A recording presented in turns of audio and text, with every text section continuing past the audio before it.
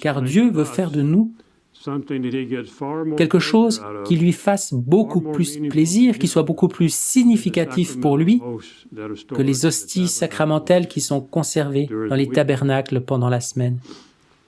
Jésus dit à Louisa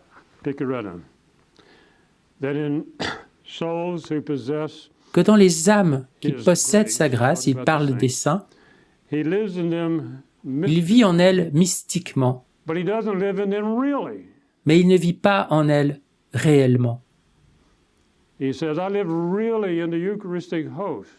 Il dit, je vis réellement dans l'hostie consacrée.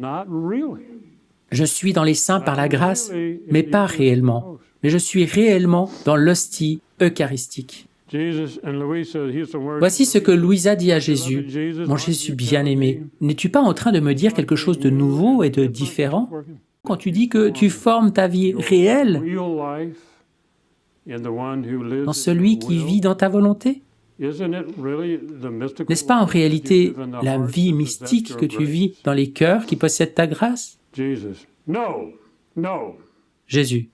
Non, non, ce n'est pas la vie mystique telle qu'elle est pour ceux qui possèdent ma grâce, mais qui ne vivent pas avec leurs actes fusionnés dans ma volonté. Il lui dit ensuite qu'elle sera la première, après la Vierge Marie bien sûr, elle sera la première dans laquelle il formera sa vie réelle. La vie réelle qui est cause de la grâce, il formera sa vie réelle en Louisa. Et elle sera la première. Il s'agit bien sûr de l'accomplissement du Notre Père. Et tout au long des écrits célestes de Louisa Piccarreta qui ont été écrits d'abord au ciel, nous y trouvons de nombreuses affirmations que pour chaque acte que l'âme fait dans la divine volonté, et pour chaque vérité apprise sur la divine volonté, Jésus nous accorde une vie divine. Et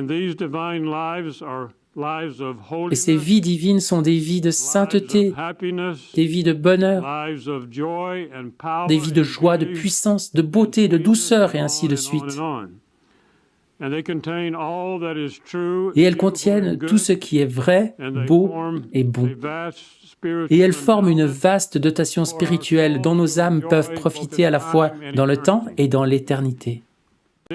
Ces vies que Jésus nous donne pour chaque acte que nous faisons dans la divine volonté, pour chaque vérité qu'il donne à nos âmes, elles forment une vaste dotation spirituelle dans nos âmes pour en profiter dans le temps et surtout dans l'éternité. Et considérons maintenant avec attention la grande sainteté de l'acte du sacrifice du Dieu Tout-Puissant, du Verbe incarné sur le calvaire, réactualisé de manière non sanglante sur les autels à chaque messe pour le salut et la sanctification des âmes. Ces sacrifices surpassent infiniment les sacrifices de l'Ancien Testament, où l'assemblée du peuple regardait les prêtres égorger la victime, tel un agneau par exemple.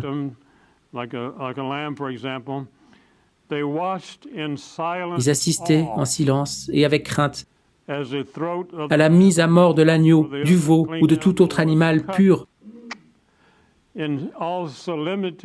en toute solennité et cérémonie sacrée, en expiation pour les péchés. Et c'est ainsi que cela devrait être pour nous à chaque messe. Et infiniment plus, car quelque chose d'infiniment plus grand est en train de se produire. Tout le monde devrait être dans une sainte crainte absolue. Et après avoir bien réfléchi à toutes ces choses relatées ci-dessus, méditons bien sur la débordante magnanimité de Dieu qui a voulu que sa vie éternelle et tout ce qu'elle fait et contient soit vécu par Jésus dans chaque tabernacle du monde. La vie réelle du divin bonheur, d'amour divin, qui crée, rachète et sanctifie, s'y trouve adorée, et les anges s'exclament « Saint, Saint, Saint ». Infini, éternel est la vie d'un Dieu qui descend du ciel et se forme dans l'hostie, tenue dans les mains du prêtre, tandis qu'il prononce les paroles sacrées de Jésus, « Ceci est mon corps ».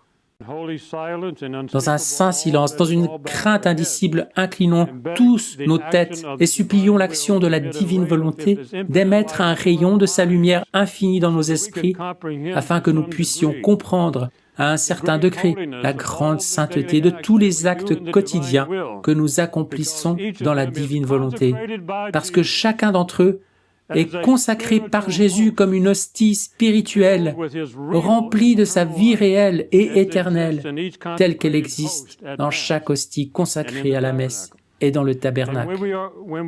Et lorsque nous sommes sur le point de parler ou d'agir, nous demandons-nous si Jésus va consacrer ce que nous disons ou ce que nous sommes sur le point de faire.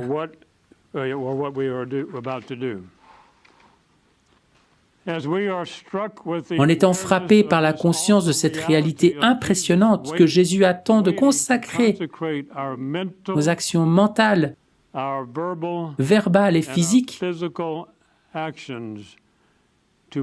afin d'en faire des hosties spirituelles contenant la même vie réelle que celle qui vit dans l'Eucharistie, nous devons laisser la divine volonté accomplir la merveille de transformer tous les comportements de notre vie quotidienne, de les conformer à la sainteté, à la beauté, à la douceur et à la gentillesse propre aux enfants de la très sainte Trinité.